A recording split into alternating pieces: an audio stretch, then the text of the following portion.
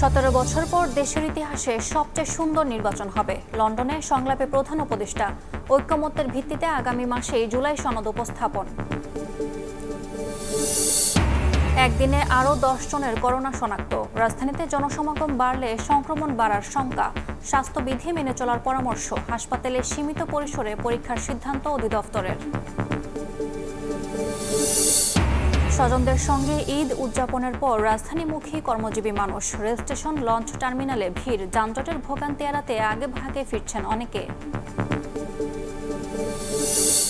সারা দেশের ওপর দিয়ে বইছে মৃদু থেকে মাঝারি তাপপ্রবাহ। গরমে অতিষ্ঠ বাইরে বের হওয়া মানুষ। রোববারের পর ভারী বৃষ্টিপাত শুরু হলে তাপমাত্রা কমার পূর্বাভাস।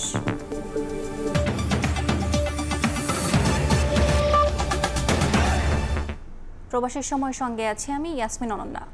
17 বছর পর দেশের ইতিহাসে সবচেয়ে সুন্দর নির্বাচন হবে। ঐকমত্যের ভিত্তিতে আগামী মাসেই জুলাই সনদ উপস্থাপন করা হবে। লন্ডনে চ্যাথাম হাউসের সংলাপে কথা বলেছেন প্রধান উপদেষ্টা ডক্টর মোহাম্মদ ইউনূস। বিচার কার্যক্রম শেষ না হওয়া পর্যন্ত আওয়ামী লীগের কার্যক্রম নিষিদ্ধ থাকবে বলেও জানান ডক্টর ইউনূস। প্রধান উপদেষ্টা লন্ডন সফরের দ্বিতীয় দিনে যুক্তরাজ্যের প্রভাবশালী নীতি গবেষণা প্রতিষ্ঠান চ্যাথাম হাউসের সংলাপে অংশ নেন প্রধান উপদেষ্টা ডক্টর মোহাম্মদ ইউনূস। স্থানীয় সময় সকাল 11টায় শুরু হওয়া সংলাপে উঠে আসে সংস্কার, বিচার, নির্বাচন ও আওয়ামী লীগের কার্যক্রম নিষিদ্ধ প্রসঙ্গ। এপ্রিলে নির্বাচন আয়োজনের ঘোষণা নিয়ে রাজনৈতিক দলগুলোর অসন্তোষের বিষয়ে প্রশ্নের জবাবে প্রধান উপদেষ্টা বলেন, গত 17 বছর ভোটের অধিকার থেকে বঞ্চিত দেশের তরুণরা নির্বাচনের জন্য মুখিয়ে আছে।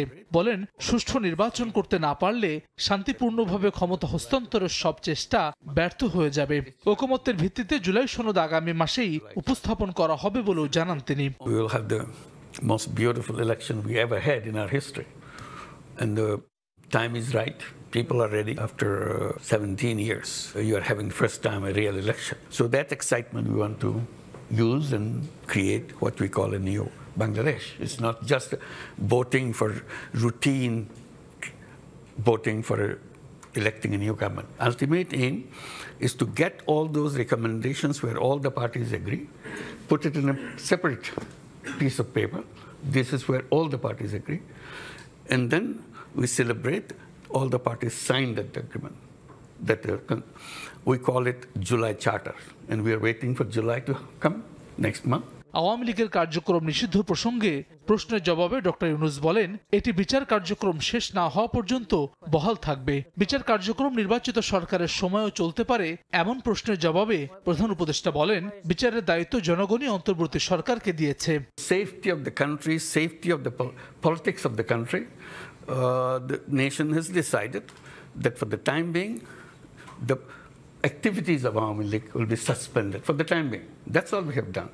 Until the trial is over, that's all. We are given this task by the people who invited us to take the responsibility, 3 tasks. Let me ask you about relations with India. ভারতের সঙ্গে সম্পর্ক প্রসঙ্গে বলেন, দেশটির সঙ্গে কোনো সমস্যায় জড়াতে চায় না অন্তর্বর্তী সরকার। তবে ভারতীয় কিছু গণমাধ্যমের মিথ্যা খবরে সুসম্পর্কের প্রক্রিয়া জটিল হয়ে যাচ্ছে। We want to build the best of relationship with India. It's our neighbor. We don't want to have any kind of basic problem with them. But somehow things go wrong every time because of all the fake news is coming from the Indian press. Rohingya জনগোষ্ঠীর ক্ষোভের বিস্ফোরণের আগেই সংকট সমাধানে আন্তর্জাতিক সম্প্রদায়কে এগিয়ে আসার আহ্বান জানান প্রধান উপদেষ্টা। জাতিসংঘ সাধারণ অধিবেশনের সাইডলাইন বৈঠকে এ বিষয়ে আলোচনা হবে বলেও জানান doctor Yunus. When they are going to go back, what is their future? Hasan Wali, Somoy Sangbad. প্রধান উপদেষ্টা ডক্টর মোহাম্মদ ইউনূসের সঙ্গে লন্ডনে সৌজন্য সাক্ষাৎ করেছেন যুক্তরাজ্যের জাতীয় নিরাপত্তা উপদেষ্টা জোনাথন পাওয়েল। বুধবার স্থানীয় সময় সকালে লন্ডনের একটি হোটেলে বৈঠকটি অনুষ্ঠিত হয়। প্রায় আধা ঘণ্টা ব্যাপী চলা এই বৈঠকে আঞ্চলিক ও বৈশ্বিক নিরাপত্তা পরিস্থিতি, দক্ষিণ এশিয়ার ভূ রাজনীতি, জলবায়ু পরিবর্তনের অভিঘাত ও দারিদ্র্য বিমোচনে সহযোগিতামূলক পদক্ষেপ নিয়ে আলোচনা হয়। এই সকল বিষয়ে দুই দেশের মধ্যে সহযোগিতা আরও জোরদার করার আলোচনাও উঠে আসে বৈঠকে। এ সময় অধ্যাপক ইউনূস বলেন, সমন্বিত প্রচেষ্টার মাধ্যমে দারিদ্র্য ও বৈষম্য মোকাবেলা সম্ভব। পরে এই সংবাদ সম্মেলনে প্রধান উপদেষ্টার প্রেস সচিব জানান, রোহিঙ্গা ইস্যু ও পাচার হওয়া টাকা ফিরিয়ে আনা নিয়েও আলোচনা হয় যুক্তরাজ্যের নিরাপত্তা উপদেষ্টার সঙ্গে। আমাদের রোহিঙ্গা ক্রাইসিস একটা বড় ইস্যু, সেটা নিয়ে আলাপ হয়েছে। বাংলাদেশের ডেমোক্রেটিক ট্রানজিশন নিয়ে আলাপ হয়েছে, আমাদের যে অ্যাসেট রিকভারি, যে জিনিসটা বারবার আমরা বলছি যে এত বিলিয়ন মানে $234 বিলিয়ন মতো বাইরে চলে গেছে, সেই টাকাটা আমরা কিভাবে রিকভার করব, সেইগুলো বিষয়ে আলাপ আলোচনা হয়েছে। ডক্টর মোহাম্মদ ইউনূস ও তারেক রহমানের বৈঠকে রাজনৈতিক সংকট সমাধানে আশাবাদী রাজনৈতিক বিশ্লেষকরা। এমনকি নির্বাচনের তারিখ নিয়ে বিতর্কের অবসান হবে বলেও মনে করেন তারা। তবে এক্ষেত্রে দুপক্ষকেই অনড় অবস্থানে না থেকে ছাড় দেওয়ার মানসিকতা নিয়ে আলোচনায় বসার পরামর্শ বিশ্লেষকদের। আফজাল হোসেনের রিপোর্ট। সংস্কার ও জাতীয় নির্বাচন কবে হবে তা নিয়ে গত কয়েক মাস ধরেই দেশের রাজনীতির পরিবেশ ঘোলাটে। আগামী জাতীয় নির্বাচন 2026 সালের এপ্রিলের প্রথমার্ধের যে কোনো একটি দিনে অনুষ্ঠিত হবে। জাতির উদ্দেশ্যে প্রধান উপদেষ্টার ভাষণে এপ্রিলে ভোটের কথা জানানো হলেও অস্থিরতা খানিকটা কমে যায়, যদিও এবছরের ডিসেম্বরের মধ্যেই ভোটের দাবিতে অনড় বিএনপি। বিএনপি নেতারা বলছেন নির্বাচনের জন্য উপযুক্ত সময় নয় এপ্রিল। তবে জামায়াত, এনসিপি সহ বেশ কয়েকটি দল সরকারের রোডম্যাপকে স্বাগত জানিয়েছে। রাজনৈতিক এমন পরিস্থিতির মধ্যেই শুক্রবার বৈঠক হতে যাচ্ছে ডক্টর ইউনূস ও তারেক রহমানের। দেশের রাজনীতি সচেতন সবার দৃষ্টি এখন লন্ডনের এই বৈঠকের দিকে।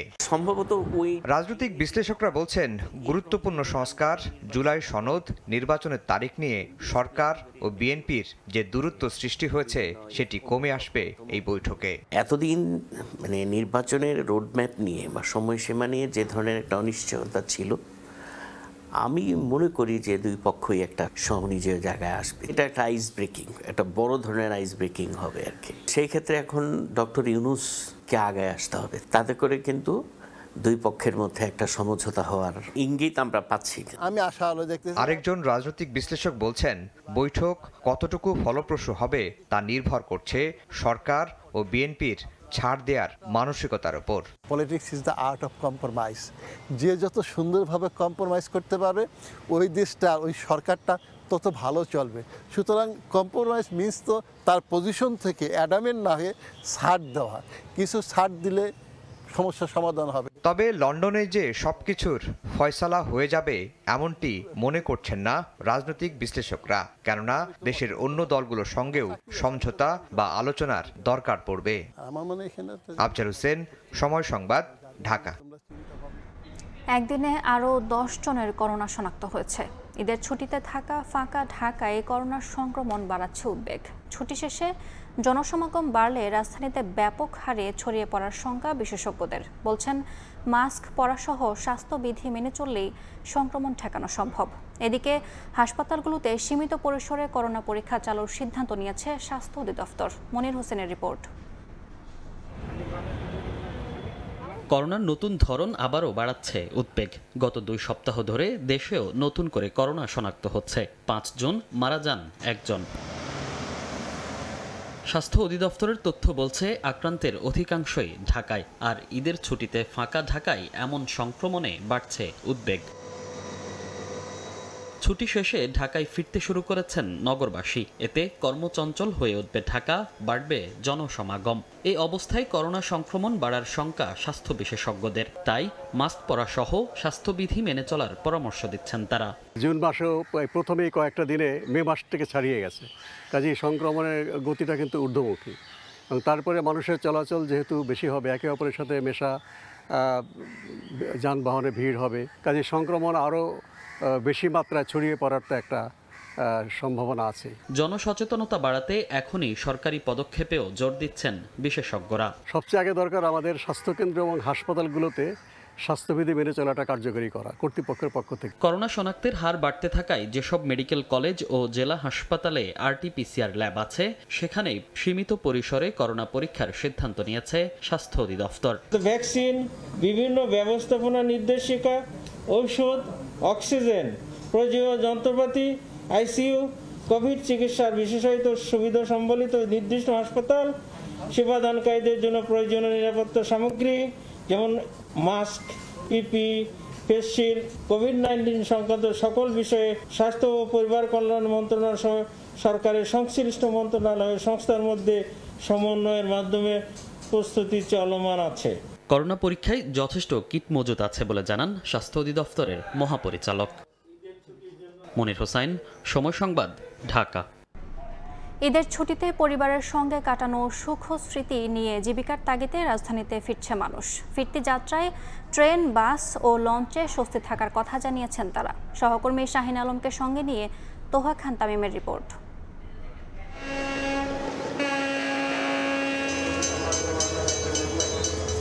পেছনে ফেলে আসা প্রিয় মুখের স্মৃতি, মা বাবা কিংবা ভাই বোনের সঙ্গে কাটানো সুন্দর মুহূর্ত। ঈদ উদযাপন শেষে সুখ স্মৃতি নিয়েই আবারও কর্মব্যস্ত নগরীতে পা রাখা। বুধবার সকাল থেকেই কমলাপুর রেল স্টেশনে আসতে থাকে বিভিন্ন গন্তব্যের ট্রেন। ছুটি শেষ পর্যায়ে হওয়ায় ঝক্কি ঝামেলা এড়াতে অনেকে আগে ভাগে চলে আসেন রাজধানীতে। চাপ যেন না হয় এই জন্য দ্রুত চলে আসলাম ঢাকায়। আনন্দ খুব সুন্দর হয়েছে। এছাড়া যারা ঈদের আগে টিকিট পাননি কিংবা নানা ব্যস্ততায় বাড়ি যেতে পারেননি তারাও ভিড় করেন স্টেশনে। ঈদের আগে ট্রেনের টিকিট পাইনি তো তাই যেতে পারিনি, এখন পেয়েছি তাই যাচ্ছি। খালামণির বাসায় যাচ্ছি। ঈদ যাত্রায় দেখেছিলাম সেই তুলনায় ফেরত যাত্রায় যাত্রীর চাপ কিছুটা কম, কারণ ঈদ পরবর্তী সময়ে একটা লম্বা ছুটি ছিল।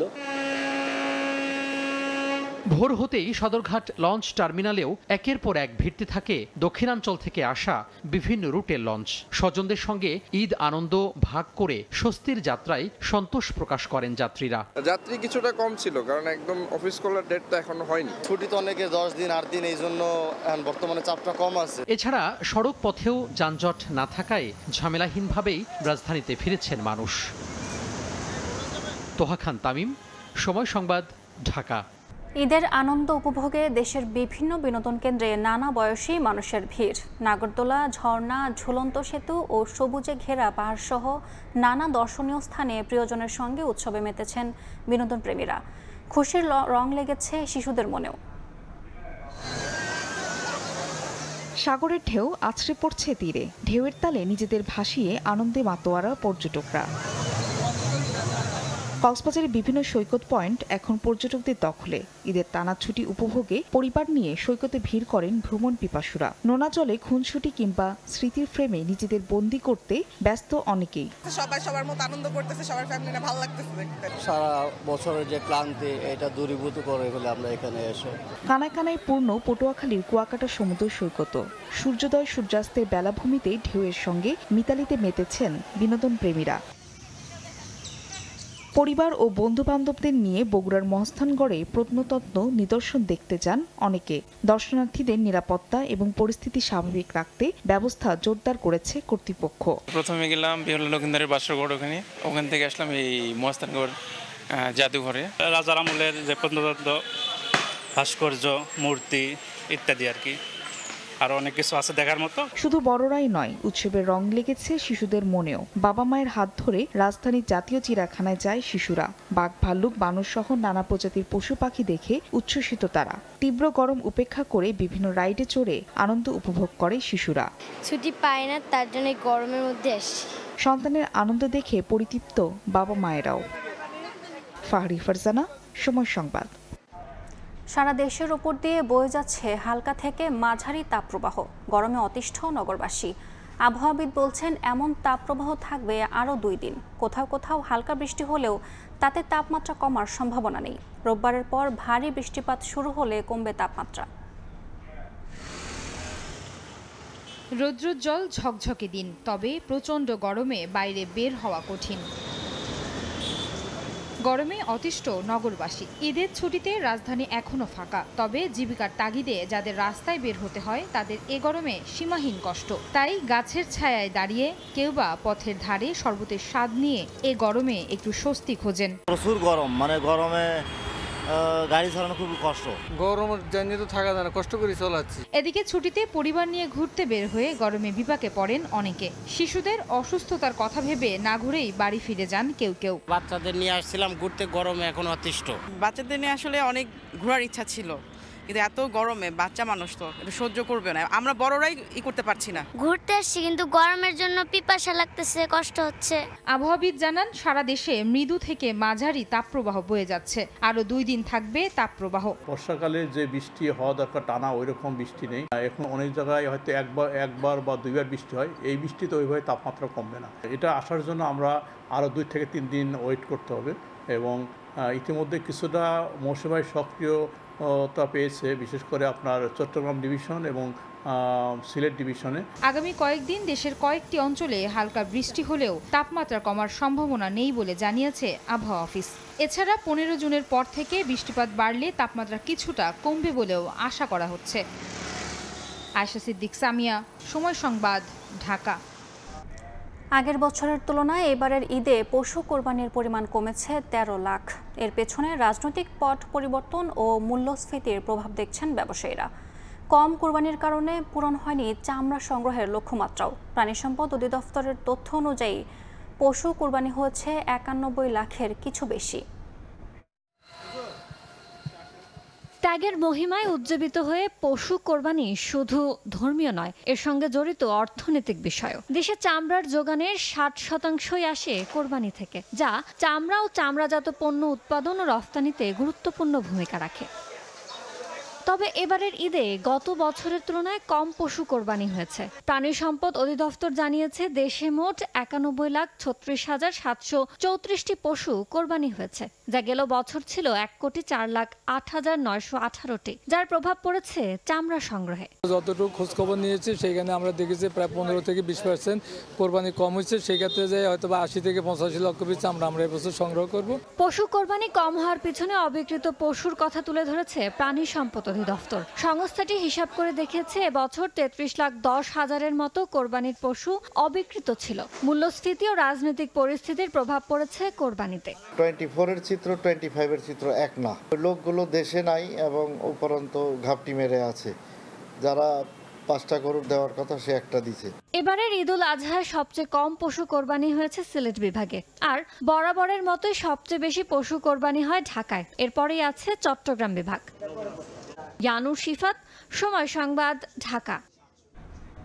এলডিসি উত্তরণের প্রস্তুতি হিসেবে বাজেটে কমছে নানা খাতে কর সুবিধা। এতে হ্রাস পাবে স্থানীয় শিল্প সুরক্ষা। সক্ষমতা না বাড়িয়ে এই বাজেটে এমন প্রস্তাবের সমালোচনা ব্যবসায়ী ও বিশেষজ্ঞদের। তাদের শঙ্কা, এই পদক্ষেপ শিল্পগুলোকে দুর্বল করবে, কমে যাবে কর্মসংস্থান, বাড়বে বেকার জনগোষ্ঠী। সক্ষমতা বাড়াতে কর আহরণে সুশাসন বৃদ্ধির তাগিদ। ফরহাদুর রহমানের রিপোর্ট। এলডিসি থেকে উত্তরণের পর বিশ্ব বাণিজ্যে বিভিন্ন সুযোগ হারাবে বাংলাদেশ। পাশাপাশি নিজস্ব শিল্প সুরক্ষায় যে আগ্রাসী শুল্ক আরোপ করা আছে তা ধীরে ধীরে শূন্যে নামিয়ে আনতে হবে। এর অংশ হিসেবে প্রস্তাবিত বাজেটে 5% পণ্যে আমদানি শুল্ক কমানোর ঘোষণা এসেছে। এছাড়াও বিভিন্ন খাতে করা হয়েছে শুল্ক যৌক্তিকীকরণের প্রস্তাব। বাজেটে এমন উদ্যোগের বিপরীতে উদ্বিগ্ন স্থানীয় উৎপাদকরা। তাদের দাবি, শুল্ক সুবিধা তুলে দিলে বিদেশি পণ্যের সঙ্গে প্রতিযোগিতায় চাপে পড়তে পারে দেশীয় শিল্প খাত। মেশিন তৈরি করব, ওটা যদি আমার 30 থেকে 40% ভ্যাট ট্যাক্স দিতে লাগে, তা আমি তো অন্য দেশের সাথে কম্পিটিশন করে পারবো না। অথচ সেম মেশিন আপনি যদি বাইরের থেকে নিয়ে আসেন 2% ট্যাক্স দিয়ে আপনি আনতেছেন, আর এই মেশিন যদি আমি তৈরি করি আমাদের 30% ট্যাক্স দিতে লাগতেছে, তা আমার তো কস্টিং আসবে না। চায়নাতে যিনি যে একটা জিনিস যখন প্রডিউস করছেন তার যদি র ম্যাটেরিয়ালের উপরে যদি ট্যাক্স না থাকে, তার ইনপুটের উপরে যদি ট্যাক্স না থাকে, তাহলে আপনার তার উৎপাদন খরচ আমার থেকে কম হবেই।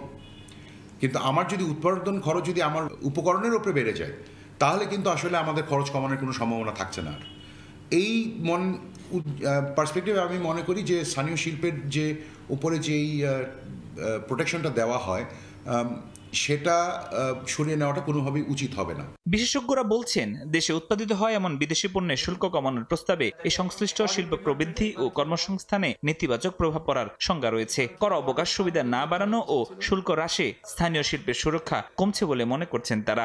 আমার মূল লক্ষ্য থাকবে বা উচিত হচ্ছে আমার দেশি শিল্পকে সুরক্ষা দেওয়া। কারণ আমার দেশি বিনিয়োগ যদি না হয়, দেশে যদি উৎপাদন না হয়, দেশের মানুষ যদি কর্মসৃজন না হয়, বেসরকারি খাত যদি বসে যায়, হয়ে যায়, তাহলে আমি ওই অন্য কোনো কিছু আর পাবো না। আগের সরকারের ধারাবাহিকতায় এলডিসি উত্তরণে নেয়া পদক্ষেপগুলো বিশ্ব বাণিজ্যে প্রতিযোগিতায় স্থানীয় শিল্পগুলো যথেষ্ট প্রস্তুত কিনা সেই প্রশ্ন রয়েছে সংশ্লিষ্টদের মাঝে। ফরহাদুর রহমান, সময় সংবাদ, ঢাকা। পদ্মা সেতুর কাছাকাছি ভাটিতে থাকা কনস্ট্রাকশন ইয়ার্ড রক্ষা বাঁধ সহ আশেপাশের এলাকায় ভাঙন রোধে স্থায়ী বাঁধ নির্মাণ করা হবে। এছাড়া নদী ভাঙন রোধে অবৈধ বালু উত্তোলন বন্ধে প্রয়োজনে সেনাবাহিনী এবং কোস্টগার্ডের সহযোগিতা নেওয়া হবে। শরীয়তপুরে পদ্মা সেতুর কনস্ট্রাকশন ইয়ার্ড রক্ষা বাঁধের ক্ষতিগ্রস্ত অংশ পরিদর্শনে এসে একথা জানালেন সড়ক পরিবহন ও সেতু উপদেষ্টা ও অর্থ উপদেষ্টা। ঈদের দিন গত 7 জুন তীব্র স্রোতে ধসে পড়ে পদ্মা সেতুর কনস্ট্রাকশন ইয়ার্ড রক্ষা বাঁধের 250 মিটার অংশ। ইতিমধ্যে ধসে যাওয়া অংশের সংস্কার কাজ শুরু করেছে পানি উন্নয়ন বোর্ড।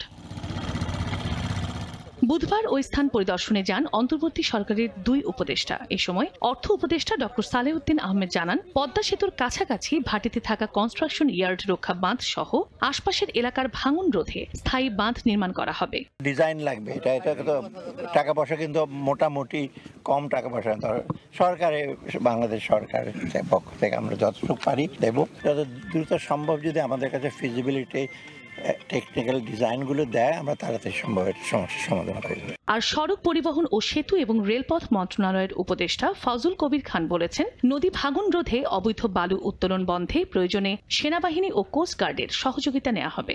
ড্রেজারগুলোকে দখল করে নিতে হবে, ইম্পাউন্ড করতে হবে এবং সেগুলোকে ইম্পাউন্ড করে এইসব মালিকদের বিরুদ্ধে মামলা দিতে হবে।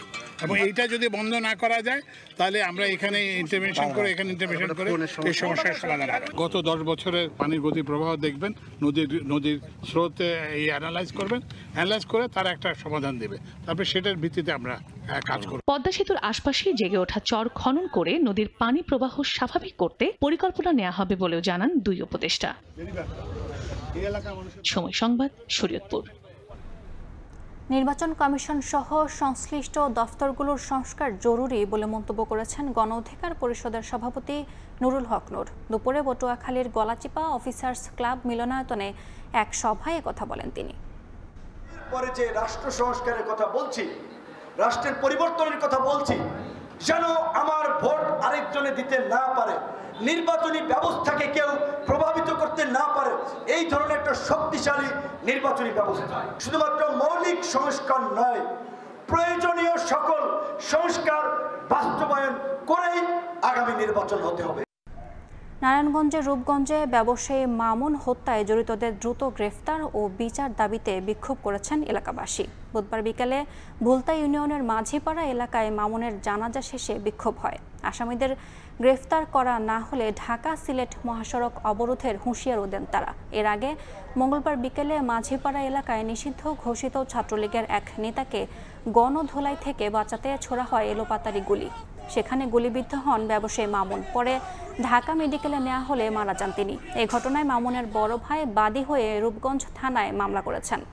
খাদ্যের বিনিময়ে জীবন, ক্ষুধা মেটাতে সহায়তার লাইনে দাঁড়িয়ে আবারও ইসরায়েলি হামলায় প্রাণ গেল 36 নিরীহ ফিলিস্তিনির।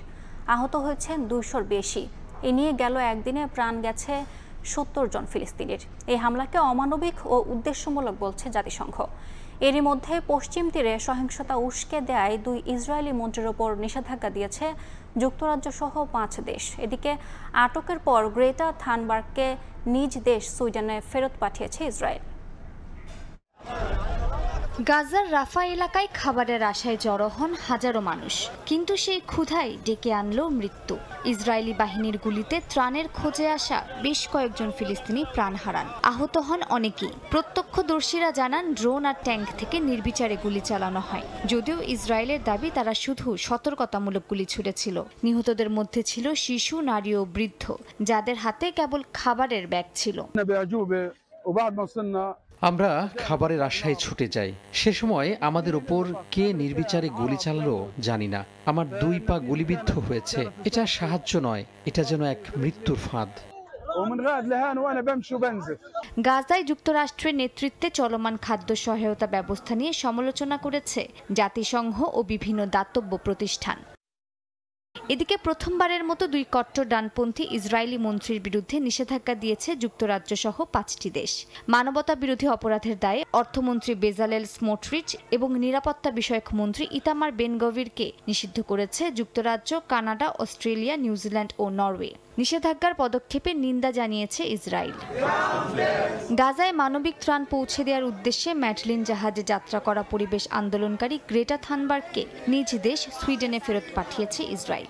দেশে ফিরে গ্রেটা জানান, আন্তর্জাতিক জলসীমা থেকে জোর করে তুলে নিয়ে যাওয়া হয় তাদের। এটিকে অপহরণ আখ্যা দিয়ে ক্ষোভ জানান তিনি।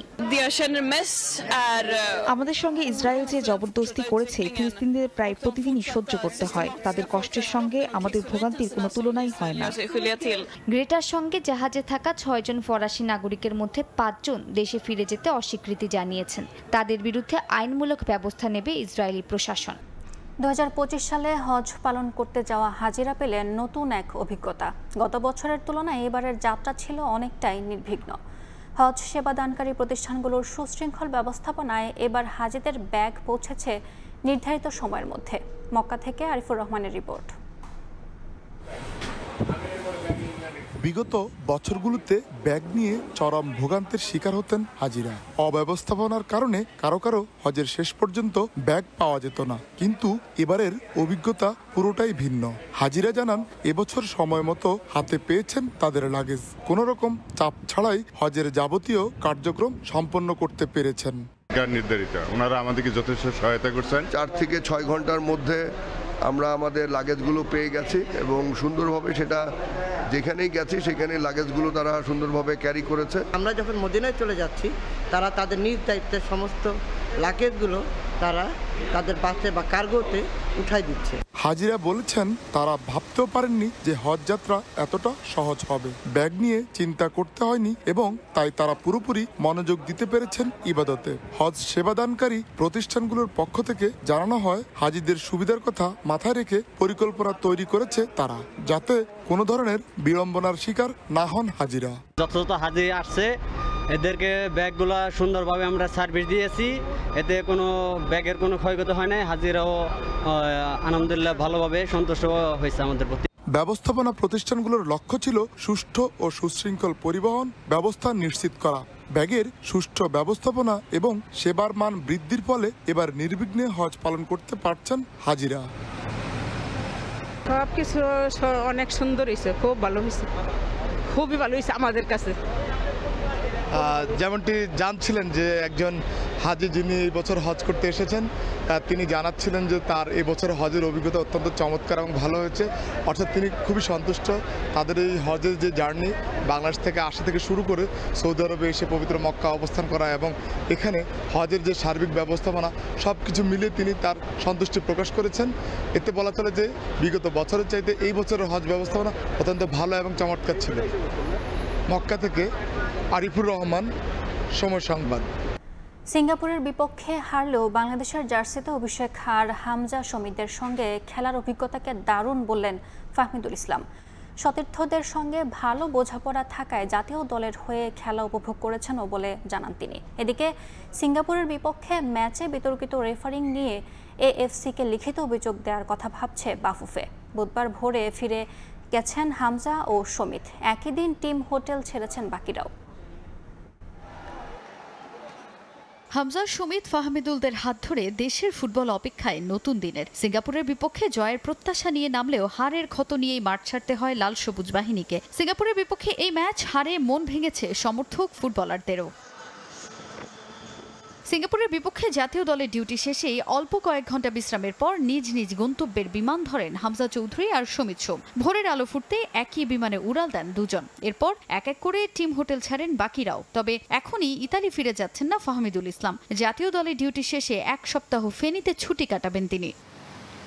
ভুটানের বিপক্ষে ম্যাচে লাল সবুজের জার্সিতে অভিষেক হওয়ার পর ফাহমিদুলকে নিয়ে ভক্তদের প্রত্যাশা বাড়ে আরও। সিঙ্গাপুরের বিপক্ষে বেশ কিছু সুযোগ তৈরি করলেও গোলের দেখা পাননি তিনি। তবে প্রত্যাশার প্রাপ্তির মিল না হলেও লাল সবুজের জার্সিতে অভিষেক আর সতীর্থদের সঙ্গে বোঝাপড়া ছিল দারুণ। হামজা শমীদের সঙ্গে খেলার অভিজ্ঞতাকে দারুণ বললেন বাংলাদেশি বংশোদ্ভূত ফাহমিদুল ইসলাম। এশিয়ান কাপে কোয়ালিফাই করতে নিজেদের পরের ম্যাচে ঘুরে দাঁড়ানোর প্রত্যয় ফুটবলারদের। We all give everything.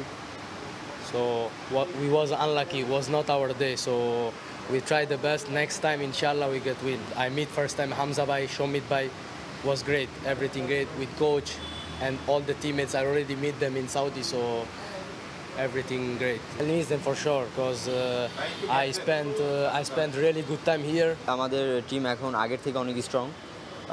তাদের সাথে খেলতে পেরে আমিও খুব সৌভাগ্যবান। ট্রাই করব তাদের থেকে ভালো ভালো জিনিসগুলো শেখার জন্য, সামনের ম্যাচে আরো ভালো করার জন্য। এদিকে সিঙ্গাপুরের বিপক্ষে ম্যাচে বিতর্কিত রেফারিংকে দুষলেন টিম ম্যানেজার আমির খান। হামজা সহ দলের প্রত্যেক ফুটবলার অসন্তোষ জানিয়েছেন রেফারির এমন সিদ্ধান্ত নিয়ে, জানিয়ে এএফসির কাছে লিখিত অভিযোগেরও পরিকল্পনা বাফুফের। হামজা কিন্তু প্রথম থেকেই বিরক্ত হচ্ছিল রেফারির আচরণে। রেফারিদের কিছু সিদ্ধান্ত এটা আসলে মেনে নেওয়ার মতো না। যেটা ফাইমের যেই লাস্ট বলটা সেটা কিন্তু কর্নার হয় নাই, রেফারি দিয়েছে কর্নার। অবশ্যই তো আমাদের এটার কমপ্লেনে থাকবে, আমরা অবশ্যই তো একটা সময় বার থাকে দেওয়ার জন্য। ম্যারেজ কমিশনার বলেছে যে আমি আমার রিপোর্টে রাখছি তোমাদের এগুলা লিখিত সিস্টেমের অভিযোগ আছে, সেগুলার তো আছে, সেগুলো আসলে আমাদের বোর্ড ডিসিশন নেবে। সিঙ্গাপুরের বিপক্ষে হারলেও এএফসি কোয়ালিফায়ারের পরের ম্যাচে কোনো ধরনের ভুল করতে চান না ফুটবলাররা। তাজিন খন্দকার, সময় সংবাদ, ঢাকা। এ পর্যায়ে শীর্ষ সংবাদগুলো জানিয়ে দিচ্ছে আরেকবার। 17 বছর পর দেশের ইতিহাসে সবচেয়ে সুন্দর নির্বাচন হবে, লন্ডনের সংলাপে প্রধান উপদেষ্টা। ঐক্যমত্যের ভিত্তিতে আগামী মাসেই জুলাই সনদ উপস্থাপন। একদিনে আরও 10 জনের করোনা শনাক্ত। রাজধানীতে জনসমাগম বাড়লে সংক্রমণ বাড়ার শঙ্কা। স্বাস্থ্যবিধি মেনে চলার পরামর্শ। হাসপাতালে সীমিত পরিসরে পরীক্ষার সিদ্ধান্ত অধিদপ্তরের। এবং স্বজনদের সঙ্গে ঈদ উদযাপনের পর রাজধানীমুখী কর্মজীবী মানুষ। রেল স্টেশন, লঞ্চ টার্মিনালে ভিড়। যানজটের ভোগান্তি এড়াতে আগেভাগে ফিরছেন অনেকে।